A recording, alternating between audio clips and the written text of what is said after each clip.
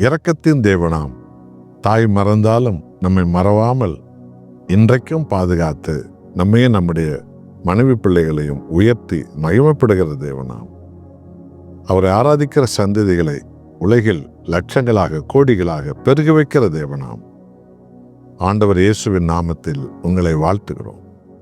லூக்கா 5ஆம் அதிகாரத்தில் 27வது வசனத்தை வாசித்து பாருங்கள்.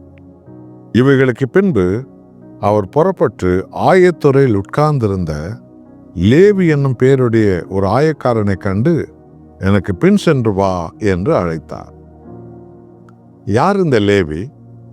மத்தேயு 9ஆம் அதிகாரம் 9ஆம் வசனத்தில் நாம் காணலாம். மத்தேயு என்கிற பேருள்ள ஒருவன் ஆயத்துறையில் உட்கார்ந்திருந்தான். அவனை ஆண்டவர் இயேசு போய் பார்த்து, மத்தேயுவே, என்னை பின்பற்றி வா என்று அவனை அழைத்தார் என்று வேதம் சொல்லுகிறது. ஆனால் லூக்கா எழுதின சுவிசேஷத்தில் அந்த மத்தேயு யூதர்களுடைய 12 கோத்திரத்தில் லேவி கோத்திரத்தை சார்ந்தவர் என்பதை பரிசுத்தாவியானவர் லூக்காவை கொண்டு உலகத்துக்கு இன்றைக்கு வெளிப்படுத்துகிறார். ஆக இந்த லேவி யார் என்றால், தேவனுடைய ஆலயத்தில் தேவனுடைய நாமத்தை என்னாலும் ஆராதிப்பதற்கென்று அழைக்கப்பட்ட ஒரு ஊழியக்காரர். தேவனுடைய ஜனங்களுக்கு கர்த்தராகிய இயேசு கிறிஸ்துவின் மகத்துவங்களை சொல்லி இரட்சகர் கிறிஸ்துவை பற்றி எடுத்து போதித்து சத்தியத்தை போதிக்கிற ஒரு லேவி, ஒரு ஊழியக்காரர்.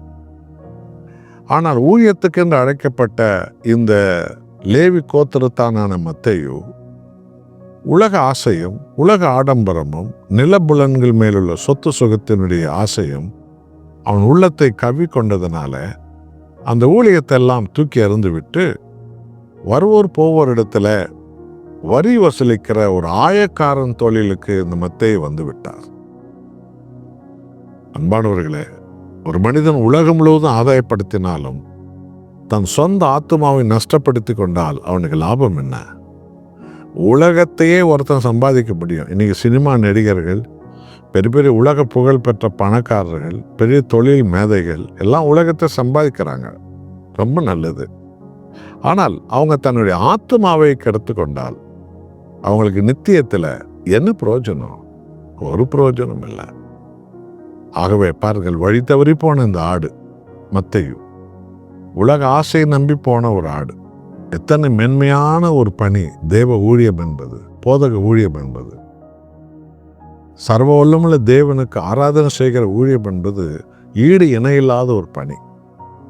அந்த பணி மேன்மை உணராமல் வெறும் உலக ஆசை, உலக பணம், உலக சொத்து, உலக பொருள் வரணும்னு சொல்லி ஊழியத்தை விட்டு விட்டு இப்படி இவர் உலக பிரகாரமான பணத்தை பெருக வைக்கிற ஒரு தொழில் செய்கிறவனாக, தொழில் அதிபராக மத்தேயு போய்விட்டார்.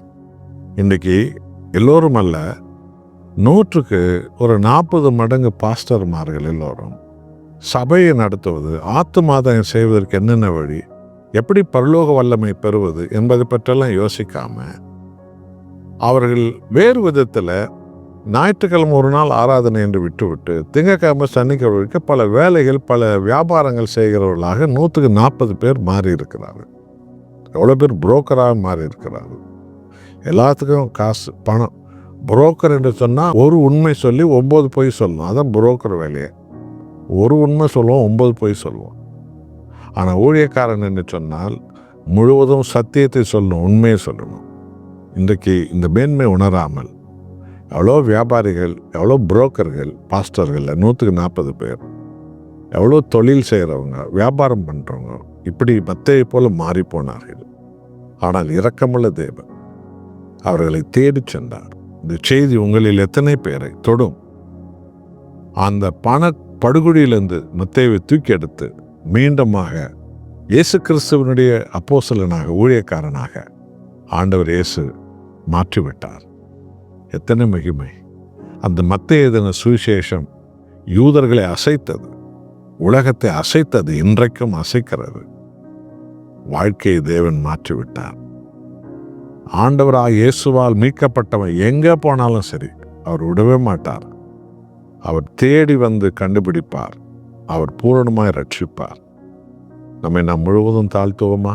நாம் ஜெபம் செய்வோம். நல்ல ஆண்டவரே, காணாமல் போன ஆட்டை தேடி வந்தவரே, உலக ஆசைகளுக்கு ஆசைப்பட்டு லேவி ஆயக்காரனாய் போன போது அங்கேயே போய் அந்த பாதாள குழியிலிருந்து தூக்கி எடுத்து மீண்டுமாக அப்போஸ்தலனாக மாற்றினீரே. எங்களில் எத்தனை பேர் வழி தவறி போன ஊழியக்காரர்கள், பாஸ்டர்கள், போதகர்கள் ஏராளமான பேர் இருக்கிறார்கள். எல்லாரையும் தேவன் தொடுவீராக, சந்திப்பீராக. உலக ஆடம்பரத்தை காட்டிலும் தேவ ஊழியம் என்பது எத்தனை உன்னதமானது என்பதை அவர்கள் அறியும்படி ஆவியானவர் செய்வீராக. இயேசுவின் நாமத்தில் பிதாவே, ஆமென்.